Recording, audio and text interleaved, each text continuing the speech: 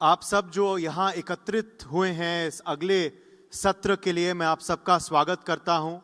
We have started the morning, of course, with happiness, and now it's time to talk about one of India's fastest growing states. Yes, it is the neighbor of the national capital where you're sitting today. I am talking about Haryana. मैं बात कर रहा हूँ हरियाणा के बारे में. ये प्रदेश जो है, जो दिल्ली से बिल्कुल सटा हुआ है, वही राजधानी जहां आप लोग आज एकत्रित हुए हैं हमारे आज के NXT Summit 2026 के लिए. For our foreign guests as well, we are very privileged and honored to have with us, amongst us, the Chief Minister of Haryana, Naib Singh Saini ji. बहुत बहुत स्वागत है पहले तो आपका, और आभार प्रकट करता हूं पूरे NXT की तरफ से मुख्यमंत्री जी कि आप यहां आए हमारे बीच. थैंक यू उदय प्रताप जी. आप सबका मैं आज इस NXT समिट 2026 में मैं बहुत आपका स्वागत भी करता हूं, धन्यवाद भी करता हूं कि एक इस समिट के माध्यम से ऑल ओवर वर्ल्ड के हमारे जो डिग्निटरीज हैं और हमारी पर्सनैलिटीज़ हैं वो यहाँ पर आकर के अपने अपने उस विषय को आम जनता लोगों के बीच में, दुनिया के बीच में जाती है. और आज मुझे यहाँ NXT समिट 2026 में आने का मौका मिला है. इसके लिए मैं आपका बहुत धन्यवाद करता हूँ उदय प्रताप जी. पूरे भारत ने आजकल एक ही चीज ठान ली है कि हमें विकसित बनना है. विकसित भारत का ये जो संकल्प प्रधानमंत्री नरेंद्र मोदी जी ने दिया है, देशवासी भी जुड़ गए हैं इसे पूरा करने में. विकसित Bharat by 2047 has become a goal for all of us. A developed India by 2047 as our Prime Minister has said. अगर भारत को विकसित बनना है मुख्यमंत्री जी, तो आपके प्रदेश, आपके राज्य हरियाणा को विकसित बनना होगा. विकसित हरियाणा का रोड मैप क्या है आपका? 2047 तक हम इसे कैसे अचीव करेंगे? देखिए उदय प्रताप जी, मैं सबसे पहले तो देश के यशस्वी प्रधानमंत्री आदरणीय मोदी जी का धन्यवाद करूंगा, जिन्होंने एक विजन, एक योजना, एक नीति वो दी है. और उनका जो विजन है, उनका जो संकल्प है विकसित भारत 2047, 2047 का वो भारत जो एक अलग भारत, विकसित भारत हो, और उसको लेकर के हम हरियाणा के अंदर आदरणीय प्रधानमंत्री जी के उस संकल्प को पूरा करने के लिए निरंतर काम कर रहे हैं. आदरणीय प्रधानमंत्री जी ने जो कहा है कि हमने 4 स्तंभों पे काम करना है. हमने सबसे पहला जो हमारा पिलर्स है, वो पिलर है हमारा किसान, क्योंकि हमारा हरियाणा प्रदेश वो किसान बेस्ड स्टेट है. हमारा एग्रीकल्चर बेस्ड ये स्टेट है. सबसे पहले हमारा किसान है, फिर हमारी महिला है, महिला का सशक्तिकरण हो, और हमारे तीसरा जो है हमारा युवा है, जिसे रोजगार के लिए वो खड़ा किया जाए, और चौथा जो पिलर है कि गरीब का उत्थान हो, उसको मजबूत किया जाए. अगर ये 4 पिलर्स के ऊपर हम काम करेंगे तो ये भारत, ये गति से विकसित भारत बनेगा. और उन 4 पिलरों के ऊपर हम हरियाणा के अंदर जो आदरणीय प्रधानमंत्री जी ने एक संकल्प दिया है, उसके ऊपर गति से काम कर रहे हैं. और हमने अभी पिछले दिनों जो हरियाणा के अंदर हमारा विजन डॉक्यूमेंट 2047 वो हमने लॉन्च किया है, और उसके अंदर भी हमने अलग अलग सेक्टर्स के अंदर अलग अलग पिलर्स के ऊपर हम काम कर रहे हैं, ताकि हरियाणा जब 2047 में विकसित भारत होगा तो हरियाणा की प्रमुख भूमिका होगी. अगर आप लोग देखते हैं कि हमारे हरियाणा के अंदर आज किसान, चाहे वो प्राकृतिक, शुरू करने के पीछे की मंशा क्या थी मुख्यमंत्री जी, और इसका जो लक्ष्य आपने सेट किया है वो क्या है? देखिए उदय प्रताप जी, जो इसका एक सोच थी कि आने वाले समय के अंदर जब हम विकसित भारत, विकसित हरियाणा की बात कर रहे हैं, आने वाले 20 साल, 30 साल, 50 साल, आज अगर कोई योजना बनती है तो 50 साल तक लोगों को कोई दिक्कत ना आए और उस क्षेत्र के अंदर काम हो. और हमने अभी हमारे जो हरियाणा के अंदर यूनिवर्सिटीज़ हैं, यूनिवर्सिटीज़ के अंदर हमारे जो स्टूडेंट्स हैं वो रिसर्च करते हैं, उसके लिए अलग बजट का प्रावधान हमने पिछले बजट में किया था कि हमारा यूनिवर्सिटी के अंदर युवा सर्च करे, अलग अलग क्षेत्रों के अंदर सर्च करे कहाँ क्या समस्या है, उस समस्या का समाधान क्या है, आने वाले 20 साल 50 साल तक वो कैसे लोगों को उसका लाभ मिले, इसके ऊपर हमारा युवा सर्च करता है। उसका बजट भी हमने प्रावधान किया है, क्योंकि जब वो सुझाव सर्च करके कोई सुझाव देगा तो इस विभाग के अंदर वो देगा, और जब इस विभाग में देगा तो इसके अंदर उसको बहुत और डीपली इसके ऊपर चर्चा विचार करके ताकि लोगों को उसका लाभ मिले और विकसित हरियाणा में उसकी महत्वपूर्ण भूमिका हो। हम देखते हैं कि लगातार, क्योंकि पॉपुलेशन बढ़ रही है और पॉपुलेशन बढ़ रही है तो कोई हमने एक योजना बनाई है, उस योजना को लंबे समय तक लोगों के उपयोग में उनको कोई दिक्कत कोई समस्या कोई ना रहे, उसको लेकर के हमने इस विभाग को खड़ा किया है ताकि आने वाले समय के अंदर चाहे पॉपुलेशन को ध्यान में रखते हुए या कोई आने वाला जो विजन है हमारा कि उसमें क्या योगदान उसका हो सकता है, उसको लेकर के हमने इस विभाग के अंदर बहुत सारे ऐसे काम हैं जो आने वाले समय के अंदर चाहे डेवलपमेंट का काम हो, चाहे वाटर का काम हो, ड्रिंकिंग वाटर का काम हो, और या अन्य कोई और इसके अंदर रोड्स के काम हो या कोई नई योजना बनाने की बात हो जिससे कि लोगों को उसका लाभ मिले, तो इस फ्यूचर डिपार्टमेंट्स के अंदर लोगों को आने वाले समय के अंदर उसका लाभ मिले, इसका सबसे बड़ा ये विषय है। और उसके अंदर जो हमारे युवा हैं जो रिसर्च कर रहे हैं, उन रिसर्चर्स की भी जो भी उन्होंने अच्छा उसके अंदर रिसर्च किया है उसको ध्यान में इसके अंदर करके उसको ऊपर देख करके उसको लागू किया जा सके आने वाले समय के अंदर। हाल ही में हमने देखा प्रधानमंत्री मोदी जी के नेतृत्व में जो भारत ने एआई इम्पैक्ट समिट होस्ट किया, इसी स्थान पर भारत मंडपम में ही हुआ था एआई इम्पैक्ट समिट, और हमने देखा कि विश्व भर से दिग्गज तो आए थे एआई के क्षेत्र से। वर्तमान के दो देशों के स्टेट, मल्टीपल देशों के हेड्स ऑफ स्टेट आए थे, ब्राजील, फ्रांस, स्लोवाकिया के राजदूत भी हैं, आपके राष्ट्रपति आए थे उसके लिए। Lot of the heads of state had gathered here for the AI impact summit at this very venue. तो एआई का उपयोग हरियाणा कैसे कर रही है, हमने देखा कि सामाजिक भी बदलाव कैसे एआई के थ्रू लाया जाए उस पर भी यहाँ चर्चा हुई थी। तो इसका कैसे आप उपयोग करेंगे, सही डेटा इस्तेमाल करने का, डेटा सेंटर्स क्रिएट करने का भी क्या पहल है इस दिशा में आपकी? देखिए उदय प्रताप जी, जो मीडिया सोशल मीडिया में एडवांस जो टेक्निक आ रही है और प्रधानमंत्री जी तो इसको लेकर के बहुत इसका उपयोग करते हैं कि जो टेक्निक नहीं आती है उसका किस प्रकार से आम जन के हित में उसका उपयोग किया जा सके। और पिछले दिनों जो एआई समिट यहाँ पर हुई है, मैं देश के यशस्वी प्रधानमंत्री आदरणीय मोदी जी को भी धन्यवाद देना चाहता हूँ कि ऑल ओवर वर्ल्ड जिस प्रकार से यहाँ पर एआई समिट में अलग अलग जेंटलमैन्स यहाँ पर आए और उन्होंने इस समिट के अंदर भाग लिया।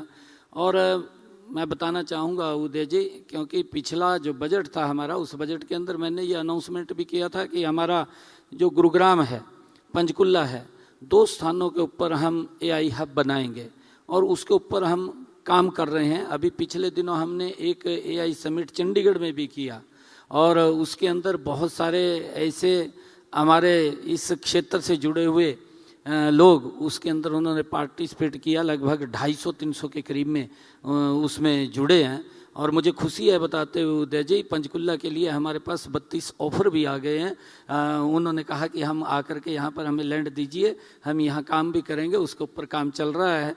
और हमने जो 2 एआई हब बनाने की बात की है, क्योंकि हमने युवाओं को उस टेक्नोलॉजी से जोड़ना है और जोड़ करके उनको उससे स्किल करना है, और जब उनको जोड़ेंगे स्किल करेंगे तो आने वाले समय के अंदर एआई के माध्यम से जो प्रधानमंत्री जी का विजन है और जो व्यक्तियों को उसका लाभ मिलता है, देश को प्रदेश को उसका लाभ मिलता है, उसको आगे बढ़ाने का काम हम गति से कर रहे हैं ताकि हमारा युवा उससे जुड़े और रोजगार वो खड़ा हो, उसको लेकर के हम काम कर रहे हैं।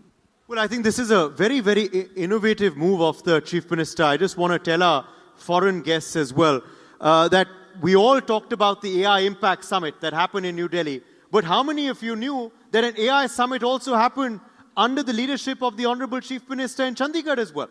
And in fact, Panchkula, which is a satellite town of Chandigarh, which is in fact part of the broader Chandigarh area and part of a very prominent part of Haryana, the state which the Chief Minister leads, actually has got 25 offers already to develop it into a technology hub. It's become a smart city already. This is amazing. और हो सकता है वो 25 से और भी आज बढ़ जाए, ये ऑडियंस जब आपकी इस पहल को देखेगी. मगर अब बजट के बारे में बात करते हैं. Every state, like in a federal system, the national budget of course is presented. Every state also has a budget. और इस बार आपका बजट अभी हाल ही में पेश हुआ मुख्यमंत्री जी. इस बार हमने देखा नए निवेश लाने पर जोर है. बहुत से आपने अनाउंसमेंट्स किए इसी दिशा में. MNCs को कैसे आप अट्रैक्ट करेंगे? कॉर्पोरेट भारत को आप हरियाणा की तरफ कैसे लाएंगे? बजट में क्या क्या था जो आपको लगता है कि नए निवेश के लिए फायदेमंद हो? देखिए उदय जी, हमने बजट के अंदर अपने हरियाणा के अंदर, क्योंकि जो कनेक्टिविटी हरियाणा की है वो बहुत अच्छी कनेक्टिविटी है.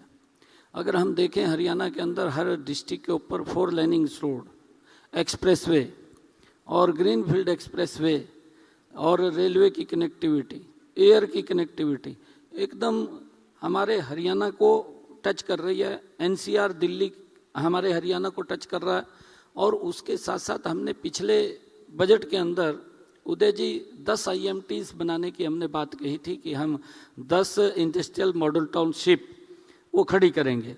और मुझे खुशी है इस बात की कि हमने लगभग 6 के ऊपर गति से हमने काम शुरू कर दिया है. और जो 4 हैं उसकी भी हम ऐड जल्दी निकालने वाले हैं ताकि वहाँ पर भी हम लैंड ले सकें. और जो IMTs हम खड़ी करना चाह रहे हैं उससे आने वाले समय के अंदर जो लोग हैं हरियाणा के अंदर जो इंडस्ट्री में काम करना चाहते हैं, तो ऐसे लोगों को आमंत्रित अलग अलग देश के ऑल ओवर वर्ल्ड, विदेश के अंदर भी जा कर के हम जो हमारे रोड शो हैं, इंडस्ट्रियल रोड शो, उसको करके हम लोगों को आमंत्रित करने का काम यहाँ हरियाणा के अंदर कर रहे हैं ताकि ज़्यादा से ज़्यादा लोग यहाँ निवेश लेकर के आ सकें. और उसको लेकर के हमने अभी ये भी निर्णय किया है कि आने वाले समय के अंदर गुरुग्राम में हम इन्वेस्टर मीट उसको भी बुलाने वाले हैं.